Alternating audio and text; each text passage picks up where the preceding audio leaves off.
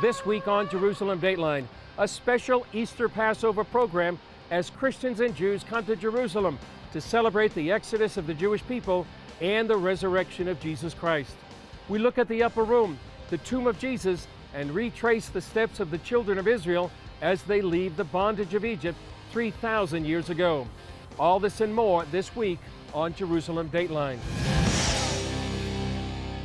Hello and welcome to this special edition of Jerusalem Dateline. I'm Chris Mitchell, coming to this week just outside the walls of Jerusalem's Old City, where Jews and Christians are coming to celebrate both Easter and Passover. First, we retrace the steps of the ministry of Jesus. At the beginning of his ministry, he was baptized by John the Baptist not far from here in the River Jordan. For Christians, being baptized in the Jordan River is a profound spiritual experience. Because it's my dream, and Jesus was baptized here, and river is blessed. I feel like I birthed again because Jesus was baptized here. The site is called Qasr El Yehud. Israel developed this site for Christian pilgrims, and now about 750,000 people visit here each year. While there's no proof this is the exact location of the baptism of Jesus, it remains a special place. I read the Bible, I preach the Bible, and for us to be here and actually experience it firsthand, it sort of underscores and affirms what they hear week after week as we present God's Word to the people. This is the area where some people believe the prophet Elijah ascended into heaven in a fiery chariot, and where the children of Israel crossed over the River Jordan into the Promised Land. Tour guide Ben David Catriel gives two reasons why this might be the area Joshua brought the Israelites on their way to Jericho. There are passages in the Jordan, places that are easier to pass. That never changes, that's topography. But except that, we have Jericho. There is no argument about the location of Jericho. Actually, this is the first Aliyah that took place. This is a combination where the Bible or the stories of the Bible meet. Retired General Uzi Dayan says the Jewish people returned here from Egypt more than 3,000 years ago. 3 millennia later, Jews are still returning to the land of Israel, where you can see biblical prophecies come to life. This can happen only here. You can't do that in any other country in the world. And if you believe in the book, so Israel is the best place for that. Come, make this part of your plans, because this will enrich your faith and deepen your devotion to Jesus, which is what it's all about. For many, it's especially meaningful just before the celebration of the resurrection of Jesus Christ. As Christians celebrate Easter, they remember the Passover meal that Jesus had with his disciples. Here in Jerusalem, the upper room is the traditional site of that Last Supper. And now Israeli archaeologists are finding more about this place with state-of-the-art technology. The Bible tells us Jesus had a final Passover meal with his disciples before going to the cross. The Cenaculum on Mount Zion is the traditional site, but is this where it really happened? Christian pilgrims from all over the world come here to the upper room to remember the Last Supper of Jesus Christ. Now Israeli archaeologists know more about this site than ever before. The Last Supper room is one of the most holy places in Jerusalem. We couldn't conduct here clear and classical archaeological excavation. So they turned to state-of-the-art technology to uncover the upper room's secrets. Using laser measurement, laser scanning, and an advanced photography technique, we managed to create an accurate 3D model of the place. We even managed to penetrate inside the ancient stones. For years, many wondered, when was the room built and is it the real place? Suddenly, we needed to decipher signs and symbols from the wall. Suddenly, we managed to date it, and this wonderful structure is dating to the Crusader period. Archaeologist Amit Ra'em said they discovered 2 biblical symbols never before seen in the upper room. On the keystone, you could see the Holy Lamb, the Agnus Dei. On another keystone, there's a lion. The lion actually is a symbol of King David. Now we know, according to the Bible, that Jesus is a descendant of the Davidic dynasty. Underneath the 12th century Crusader church, there's evidence of a magnificent 4th century Byzantine church. And maybe the Byzantine built their church on much earlier and ancient sacred site. For many, visiting the Upper Room is a moving experience. It's fantastic. It's like this place has the power of the presence, is like a different note on the scale of the Song of God. Being in Israel during this season and then being in places like the Upper Room just make a huge difference in my faith. Re'em says it's too early to know if this is the place Jesus had his Last Supper with his disciples. But he said he's learned one thing as an archaeologist about traditions. Hear this ancient tradition, explore them, because inside them is hidden some truth. These are busy days in Jerusalem as the city marks both Passover and Holy Week. Inside the old city walls, discoveries at Herod's palace have caught the attention of both Jewish and Christian scholars. More than 2,000 years of history are recorded in one building, where Pontius Pilate may have sentenced Jesus before his crucifixion. John Wagi explains. At the western edge of the old city, the Tower of David stands above the walls. 16 years ago, archaeologists found a building while working on the Tower of David Museum. Records on its walls go back even before the time of Jesus and the Roman governor who sentenced him to the cross, Pontius Pilate. For years, experts suggested that Pilate handed down his death sentence from Antonia's fortress on the other side of the city, where the Roman soldiers were housed. But recent evidence uncovered here at the site of King Herod's palace indicates that the luxury-loving Pilate was more likely to have pronounced judgment here. Archaeologist Amit Re'em helped discover the palace site in 1999. He's familiar with the history on these walls, from Herod's time until the British put a prison on it in the 1940s. Until now, those impressive walls are the only remains from Herod's palace. We do not know what happened to the superstructures, to the palace itself. Maybe it was destroyed in the big revolt. Maybe it was destroyed by the Romans. Maybe it was destroyed by the Crusaders or the Ottomans. We don't know exactly where Jesus was tried, where he had his interview before Pontius Pilate, but we know it's somewhere in Herod's palace. David Pileggi is pastor of Christ Church, just steps away from the site. We know that the palace of Herod the Great eventually became Roman property after Herod's death, and that every year Pontius Pilate would come from Caesarea to Jerusalem here during the time of Passover to oversee the security of the city during the festival that the Jews called the Feast of Freedom. And it was at this time where if there was going to be trouble in Jerusalem, it would be during the Passover holiday. Pileggi says that in a way, the Tower of David encompasses the entire life story of Jesus. Scholars have been saying for half a century that the life of Jesus begins at the Tower of David, or what was then Herod's palace. That's when the Magi come to visit King Herod. And his life ends basically when Pontius Pilate sentences him to death, pretty much in the same location. So there's some very interesting irony in this story. Israeli archaeologist Renee Sivan is still struck by its power and opulence, even though she helped begin the digging. Jerusalem is like an onion. You peel it, and it never ends. But then you cry a bit, but not too much. That is what happens here. Pileggi calls the Tower of David the best museum in the city and says tourists would do well to start their journey here. Now we have the extra bonus of having the very place where Jesus was sent to execution by Pontius Pilate, and this will help Christians better visualize those monumentous events that happened to Jesus the Messiah, Jesus of Nazareth, in the last week of his life. And just a couple of miles away, the Mount of Olives, where Scripture says he'll come again. John Wagi, CBN News, Jerusalem. Up next, come with us as archaeologists uncover what might be the tomb of Jesus Christ. For the first time in centuries, researchers have uncovered what some believe to be the tomb of Jesus inside the Church of the Holy Sepulchre. It's in the heart of Jerusalem's Old City.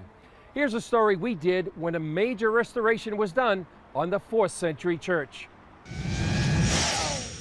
This National Geographic video shows workmen uncovering the marble slab over the tomb on October 26th. As the video says, the modest tomb has never before been photographed, and no drawings exist. It reported conservationists were surprised to find something their instruments didn't detect, a layer of debris beneath the marble cover. Then underneath the debris, they found another marble slab with a cross carved into its surface. Then they saw the original burial bed. Emperor Constantine ordered the church built in the 4th century. His mother, Queen Helena, came here to discover the tomb where Jesus was buried. The Roman Emperor Hadrian in the 2nd century built a temple here to the goddess Aphrodite. The historian Eusebius said he did it to cover the tomb where Jesus was buried. The examination of the tomb is part of a restoration project. Workers are preparing the structure known as the edicule, which means little house. It was built to protect the tomb. The last repair work done on the edicule took place over 200 years ago. Professor Antonio Marapoulou leads the restoration and told CBN News earlier this year about the project. We will remove the marble slabs, the stone slabs. We will inject grouts to homogenize the complex structure, which is the Holy Rock. That means that we develop a unified structure, that all the layers will behave structurally as one. And upon this, after repairing with new compatible and performing mortars and concrete, we will readjust the stone slabs with titanium bolts. For the workers, it's more than a job. Vasilios Sephelis is a Greek civil engineer. So I'm very excited because I'm a Christian Orthodox and I am working in Greece in monuments like this. But this is a specialized project, very specialized project. I don't believe that I can go to something bigger than this. Each one of us in front of the Holy Tomb feels the values of the Holy Tomb. And the Holy Tomb is the most alive place in the world. It gives the message of resurrection. Coming up, the story of Exodus from Egypt in the Bible. Did it really happen? All over the world, the Jewish people celebrate the exodus of the children of Israel from the land of Egypt. But is the biblical story true? More than a decade ago, filmmaker Tim Mahoney began to investigate the Exodus, one of the Bible's biggest stories. His journey led to a personal faith crisis and an award-winning documentary that some people call a game changer. This is from the film Patterns of Evidence, The Exodus. According to the book of Exodus, Moses led the children of Israel out of Egypt and into the wilderness for 40 years. Then Joshua led them across the Jordan River over here near Jericho into the Promised Land. Some say it's just a fable, but others say this new documentary provides evidence that demands a verdict. I actually went to the location where the events were supposed to happen in Goshen in the eastern delta, and went to the archaeological sites, and that's what I was told, that there was no evidence for the Exodus. Filmmaker Tim Mahoney's research into the Exodus and the Odyssey that followed produced startling results. 6 steps in the right sequence, and we matched the story of the Bible every 6 in all the steps, and shows evidence for the Bible that people have never seen before. The film proposes that when you get the timing right, archaeology matches history. The whole thing, from the beginning of the sojourn in Egypt, the slavery, Moses and the Exodus, the conquest of the Promised Land, is all there in one nice, neat line, but it's way too early. You look for a collapse in Egyptian civilization, and that's where you'll find Moses and the Exodus. When you put those cities side by side, the biblical account and the archaeology match extremely well. There's this idea that Ramesses is the pharaoh of the Exodus, and I think that that happens in a particular time of history. And when everyone looks at that particular time, they're actually correct that there is no evidence for the Exodus. But other archaeologists and Egyptologists were saying, but wait a minute, there are evidences that are earlier than Ramesses that match this story. Mahoney presents both sides of the archaeological argument. Did the Exodus really happen? I hate to disappoint people, but we have no evidence for a single mass migration of people from one country coming into another country. I don't believe there was a single event that we can call the Exodus. This person can't have seen all this. He imagined it. I'm very much against chronological revisionism. So far, there is no documented evidence about the Exodus. Exodus did not happen in the way that it is described in the text. How can we prove that? The film is very, very convincing because we give both sides of it. We let you hear from archaeologists who say there is no evidence and why, and then we let you hear from archaeologists and Egyptologists who say there is. Using state-of-the-art animation, groundbreaking archaeology, and new interpretation, it's already made a profound impact. We would show these films to people who had no understanding or interest in the story. Even atheists saw it. And what they said was, wow, I love this film, I love this approach. One atheist wrote, I guess you did prove that, this event might have happened, but it doesn't mean that there were any miracles. Ani, Ana, and an L. Israel. Israel. Mahoney says it's a powerful tool to reach the skeptic. If you've got family members that don't believe in God, or if you have people that are suspicious or want a scientific approach, this film gives you that type of opportunity to have those kinds of conversations. It's one of the most neutral and most intriguing types of films that allow you to have that opportunity. The film challenges a powerful notion that the Bible isn't true. For the last 50, 60, 70 years, people have been very critical of the Bible. If the story of the Exodus isn't true, then what Jesus Christ said and the apostles about Moses and the Exodus, then those statements are false.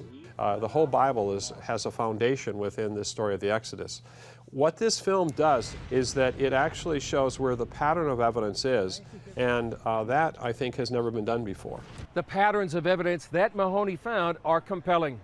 Well, at each Passover, Jewish people around the world celebrate the Exodus from Egypt with the Passover Seder. One of the key elements is unleavened bread, or matzah. Here's a look at how they make matzah here in Israel. The Bible calls it the bread of affliction, unleavened bread, or matzah. Every year, the Jewish people are commanded to retell the story of their exodus from Egypt and to eat unleavened bread for 7 days. Because the Lord made them live very fast, they had to make bread that didn't have time to rise, and they ate this flat bread, which is matzah. Most Israelis take the commandment to eat unleavened bread very seriously, and many actually like it. Grocery stores like this one devote whole sections to it. And besides regular matzah, you can get egg, whole wheat, and even choco matzah. The regular matzah must be made of flour and water only. The flour would look to you and like regular flour, but it's not regular flour. Roy Wolf is vice president of Matzot Aviv. He told CBN News the whole process, from mixing to rolling to shaping to baking, must be finished in 18 minutes, because the moment water touches the flour, it starts rising. In reality, our process is much, much faster. We want to be as efficient as possible, and the whole process takes no longer than 3-4 minutes. But every 15 minutes, in order to avoid to have any leftovers of leavened dough, we have to clean the mixer system. Wolf is the 6th generation to work in his family's business, which started in 1887. They've been in the current factory since 1946. In the basements here where we have the flour silos today, the Haganah, the first defense forces, used to hide the weapons from the British mandate. Since 1946 we've been here making matzah. Of course, the factory was refurbished several times. At Matzot Aviv, they make about 20 tons of matzah per day.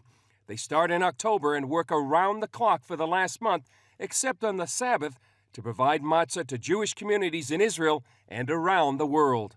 We are exporting to over 35 countries, to all Jewish communities around the world. From the large communities in North America to even the smallest community. There's one person that's in Wallis Island. He's the doctor of the island, and we are sending him matzah every year. And so he will be able to have a Seder with matzah from Israel. But we also have Christian communities buying matzah in countries like Korea and Singapore, where it's I've been told that in some churches it's been used as the holy bread. The Last Supper would have been a Passover Seder with unleavened bread. Because of that, many Christians like to take communion with matzah. Some even say that the design of the matzah, striped and pierced, is symbolic of the Messiah himself. You might think with all this matzah making that the Wolf family would get tired of Passover, but not so. We're waiting for this Seder. We usually come very tired to the Seder because I'm working until the same day in the afternoon. But it means a lot. This holiday, of course, means a lot to us. One Israeli compared matzah to a data drive, passing along information from generation to generation. Coming up, what Christian pilgrims feel about being in Jerusalem to celebrate the resurrection of Jesus. It's a special time of the year to be here in Jerusalem. Here's what some had to say about the experience. Just being here in the old city and being where all these rocks are, the stones and things, knowing this is where Jesus walked and ministered. We just love being here. The atmosphere is awesome. I just love the feast days and, just all the people and, it's Resurrection Sunday, right? Is it special for Easter to be here? Yes, it's very special because I know from us, because we're Armenians, it's like a blessing to be here, but it's not about the place where I am. Wherever I am, Jesus is my Savior. He is the one who's with me all the time. Jesus Christ is not a religion. Jesus Christ is it's God. He came to save us, and we believe in Him. The history is Jesus Christ here, and the people, the Bible history. What is it like for you to be here during Easter week? Oh, it's marvelous. It's the best place we ever can be. Well, it is an exciting time to be here in Jerusalem. Well, to all our Jewish friends, Chag Pesach Sameach, Happy Passover. And to our Christian friends, Happy Easter, Resurrection Day. That's all for this edition. Remember, you can follow us on Facebook, Twitter, Instagram, and YouTube. I'm Chris Mitchell. We'll see you next time on Jerusalem Dateline.